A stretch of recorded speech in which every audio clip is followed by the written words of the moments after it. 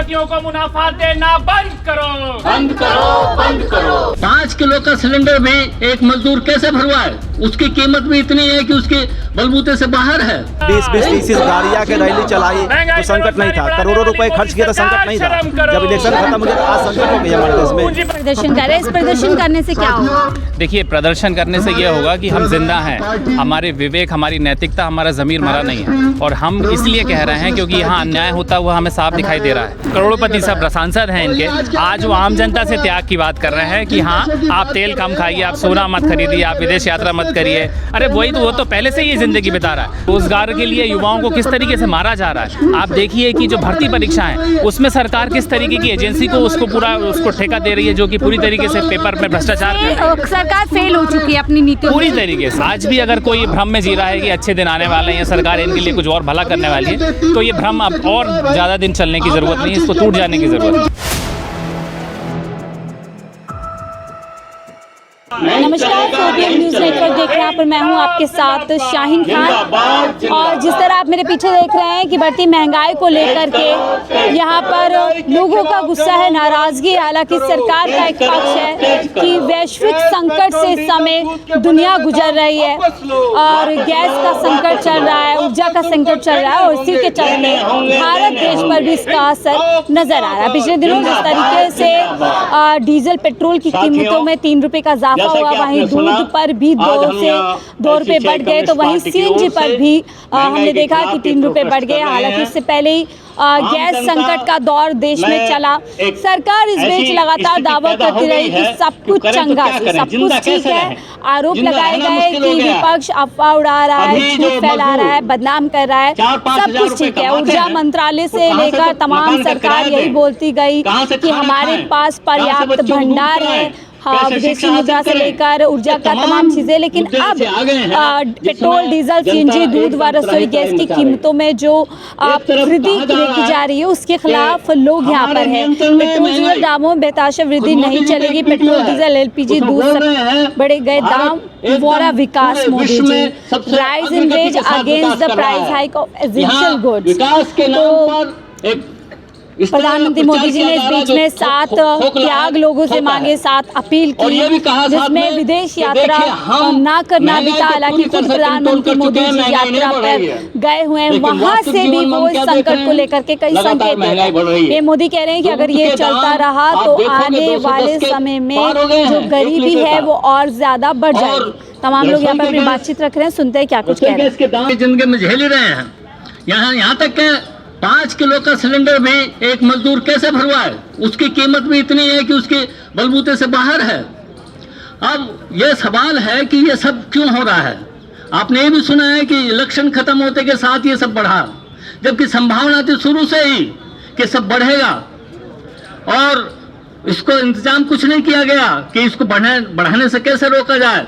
हाँ, इलेक्शन होने की वजह से ये बढ़ने नहीं दिए, कंट्रोल किए, कि ढंग से कंट्रोल किए तो वही जानते हैं। लेकिन जैसे इलेक्शन खत्म हुआ वैसे ये अनकंट्रोल हो गया, दाम बढ़ने शुरू हो गए। अरे जिस ढंग से तुम कंट्रोल पहले कर रहे थे इलेक्शन के टाइम पे, अब भी उसी तरह से कंट्रोल करो। जनता को राहत पहुंचाओ, जनता को जीने का अधिकार दो। जनता को ऐसी स्थिति में मत रखो कि वो मरने के लिए मजबूर हो जाए, भागने के लिए मजबूर हो जाए। अब भाग के भी जाएंगे कहाँ? सवाल तो ये है, क्योंकि गांव में जाते हैं वहाँ रोजगार नहीं है, शहर में आते हैं वहाँ जीना मुश्किल हो गया है। आम जनता करे तो क्या? आम मेहनत का खास तौर से जो मजदूर वर्ग है वो कहाँ जाए, कैसे जिए, कैसे यहाँ सरवाइव करे? अब इस स्थिति में देखते हुए हम कह सकते हैं कि आंदोलन के अलावा और कोई रास्ता नहीं है।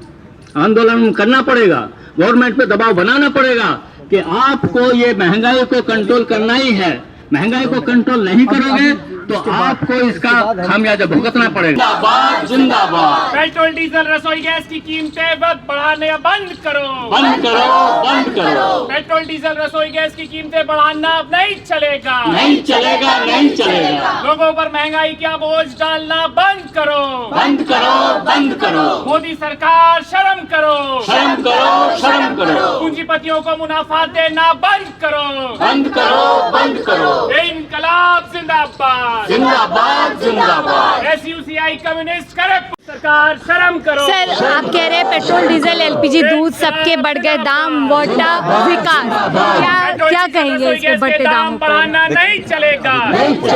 देखिए, इस पे हमको टेस्ट कर रहे हैं। हमारे समाज में जो लोग हैं वो गूंगा बहरा है, उनको बना दिया गया है। वो लोग बोलने के राजी नहीं हो रहा है। तो हम प्रयास कर रहे हैं कि लोगों तक आवाज़ पहुँचाएं। बेरोजगारी, महंगाई के मार जो है सभी झेल रहे हैं, तो सभी झेल रहे हैं, तो सभी को आगे आना पड़ेगा, सरकार के खिलाफ आंदोलन करना पड़ेगा। लेकिन कह रहे वैश्विक संकट है, इसमें सरकार की क्या दोष है?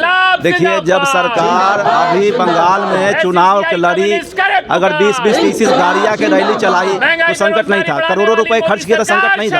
जब इलेक्शन खत्म हो गया तो आज संकट हो गया हमारे देश में। चुनाव का सब ठीक रखा गया, शर्म करो। देखिए, चुनाव तो करोड़ों रुपए खर्च करके और दबाव डाल करके, हमने कभी ऐसा चुनाव नहीं देखा था कि 2.5 लाख पुलिस फोर्स बुला के स्टेट में चुनाव जीतने की कोशिश करी। ये कर्मचारी जीत है सरकार की। आम जनता पर आर्थिक लोभ को बोझ लादना बंद करो, बंद करो, बंद करो। पेट्रोल डीजल रसोई गैस के दाम बढ़ाना नहीं चलेगा, नहीं चलेगा, नहीं चलेगा। मोदी सरकार शर्म करो, शर्म करो, शर्म करो। आम लोगों की आर्थिक कमर तोड़ना बंद करो, बंद करो, बंद करो। इनकलाब जिंदाबाद। प्रदर्शन कर रहे हैं, इस प्रदर्शन करने से क्या होगा? देखिए, प्रदर्शन करने से ये होगा कि हम जिंदा हैं, हमारे विवेक, हमारी नैतिकता, हमारा ज़मीर मरा नहीं है। और हम इसलिए कह रहे हैं क्योंकि यहाँ अन्याय होता हुआ हमें साफ दिखाई दे रहा है। अन्याय किस सेंस में? एक सरकार जो एक समय में सत्ता में आने से पहले कह रही थी कि अच्छे दिन आने वाले हैं, लोगों के लिए बड़े बड़े वादे किए जा रहे थे कि ये नौकरियां देंगे, रोजगार देंगे, दाम घटेंगे। लेकिन आज क्या हम देख रहे हैं? एक तरफ जहां लोगों के रोजगार खत्म किए जा रहे हैं, रोजगार के लिए लोग जब सड़कों पे उतरते हैं उनके ऊपर जिस तरीके से बर्बरता की जाती है। आप देखिए, जिस तरीके से मजदूरों के जो नियम हैं उनको खत्म करके न्यूनतम मजदूरी के लिए भी लोग दर की ठोकरें खा रहे हैं। 12 घंटे 18 घंटे काम करने के बाद भी न्यूनतम मजदूरी नहीं दे रहे हैं। तो देश में जहां एक इस तरीके की आर्थिक हालात आज मौजूद हैं, लोग 2 वक्त का रोटी खाने के लिए, बच्चों को पढ़ाने के लिए, स्वास्थ्य के लिए भी आज अनिश्चित है उनके लिए कि आने वाले समय में क्या होगा। ऐसे एक दौर में सरकार जब एक मूलभूत ज़रूरतों की कीमतें बढ़ाती हैं तो ये उनके लिए और भी बड़ी चुनौतियों को बढ़ाता है। लेकिन वो कह रहे हैं इसमें सरकार क्या क्या दोष है? वैश्विक संकट चल रहा है, तमाम देशों में यही हाल है। देखिए, वैश्विक संकट है, लेकिन एक अभी की बात है। लेकिन ऐसे एक दौर में सरकार की क्या भूमिका बनती है? एक लोक कल्याणकारी देश में जब आप बात करते हो, तब ये जो आप तमाम जो इतना टैक्स सरकार लेती है, तो क्या ये नहीं फर्ज बनता है कि ऐसे एक समय में जब एक स्थिति अंतर्राष्ट्रीय मार्केट में हम देख रहे हैं, ऐसे में सरकार टैक्स घटाए?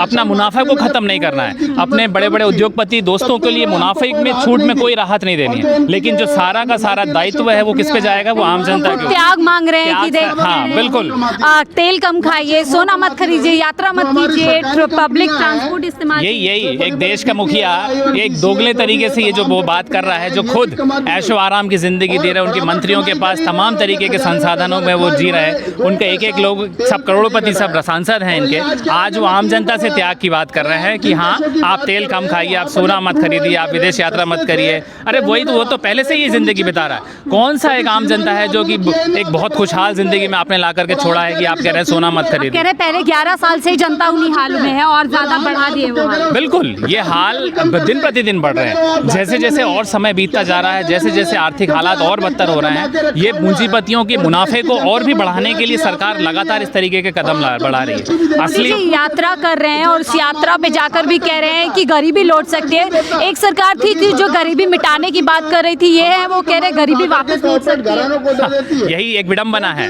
कि आज इस तरीके से इनका चेहरा जो बेनकाब हो रहा है। यही सरकारें, अभी 5 राज्यों में चुनाव हुए, आप इनके वादे और इनके दावे सुनिए कि किस तरीके से खुशहाली का एक बात कर रहे हैं, सबको पैसे बांटने की बात कर रहे हैं। लेकिन आज चुनाव जीतने के अगले दिन से ही हमने देखा कि किस तरीके से तेल के दाम बढ़ा दिए गए, पेट्रोल डीजल के दाम बढ़ा दिए गए, रसोई गैस के दाम बढ़ा दिए गए। तो इनका ये एक चेहरा आज बेनकाब हो चुका है कि ये पार्टियां सिर्फ जैसे तैसे भी हो, सिर्फ चुनाव जीतने के लिए वादे करती है। असलियत में आज यही काम करती है कि कैसे उद्योगपतियों को, बड़े बड़े मतलब मालिकों को कैसे मुनाफा बढ़ाया जा सके, इसी को करने के लिए सरकार सब कुछ चंगा सी सिर्फ चुनाव तक ही था। बिल्कुल, ये चुनावी जुमला ही बन के रह गया है। ये लोगों को आज समझ में आ जाना चाहिए कि जो धर्म की राजनीति के आड़ में लोगों को हिंदू मुस्लिम करके जो एक ध्रुवीकरण और ये जो बांटने की राजनीति के आड़ में सरकार किस तरीके से आर्थिक उनके ऊपर जो दबाव, उनके जो आर्थिक कमर तोड़ने का काम कर रही है, वो उस चीज को हमें जल्द से जल्द समझने की जरूरत है। लेकिन कुछ लोग आपको देश विरोधी कहेंगे क्योंकि देश के हित में कह रहे हैं कि थोड़ी महंगाई को झेल लीजिए, थोड़ा कम कर दीजिए। लीजिए। देखिए वो लोग ही एक साथ बात कह सकते हैं जिनका आज 2 वक्त की रोटी खाने के लिए सारी सुविधाएं हैं, एसी है, घर पे लगा हुआ है, बच्चा स्कूल में जा रहा है। जब जिनको जो इन तमाम चीज़ों से कोई मतलब नहीं है, वो एक चंद % लोग हैं जिनके लिए आज भी ये सिर्फ कहने की बातें हैं। लेकिन आप अगर सड़कों पे उतर के लोगों के बीच में जाते हैं तो ये देखते हैं कि जो 90% आम जनता है वो ये किसी भी तरीके से ये बर्दाश्त नहीं कर सकता कि आज किस हालात में आम जनता जी रहा है। यहाँ तक कि हर एक स्तर पे आप देखिए रोजगार के लिए युवाओं को किस तरीके से मारा जा रहा है। आप देखिए कि जो भर्ती परीक्षाएं उसमें सरकार किस तरीके की एजेंसी को उसको ठेका दे रही है, जो कि पूरी तरीके से पेपर में भ्रष्टाचार कर रही है। सरकार फेल हो चुकी है अपनी नीति पूरी तरीके से। आज ये बेनकाब हो चुका है। आज भी अगर कोई भ्रम में जी रहा है कि अच्छे दिन आने वाले हैं, सरकार इनके लिए कुछ और भला करने वाली है, तो ये भ्रम अब और ज़्यादा दिन चलने की ज़रूरत नहीं है, इसको टूट जाने की ज़रूरत है। भ्रम में रहने की जरूरत नहीं है। साफ तौर पर सरकार खुद कह रही है कि हालात और बस से बदतर हो सकते हैं और इतने हालात खराब होंगे कि एक बड़ी जो समाज का हिस्सा है वो गरीबी के दलदल में जा सकता है। और यही तस्वीर हम आपको दिखा रहे हैं कि कुछ लोग हैं यहाँ पर। अब इनको कुछ लोग जो है असल में जिस तरीके से पीएम मोदी ने कहा है कि राष्ट्र हित में, देश हित में अपनी देशभक्ति दिखाते हुए साथ त्याग, आप कई चीज़ों को त्याग दीजिए। ऐसे में अगर ये अपनी आवाज़ उठा रहे तो कहीं ना कहीं उनकी नज़र में देशद्रोही हैं, जो देश के हित में थोड़ी सी महंगाई नहीं झेल पा रहे हैं।